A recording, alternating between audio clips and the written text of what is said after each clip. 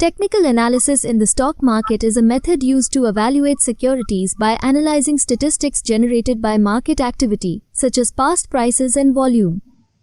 This analysis is based on the belief that historical price movements can help predict future price movements.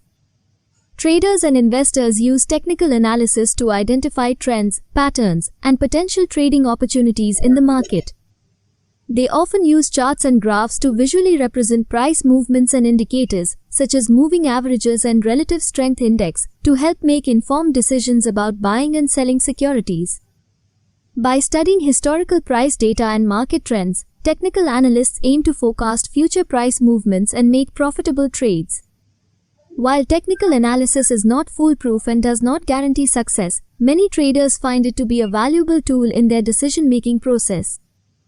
It is important to note that technical analysis is just one of many methods used in the stock market and should be used in conjunction with other forms of analysis for a well-rounded approach to trading.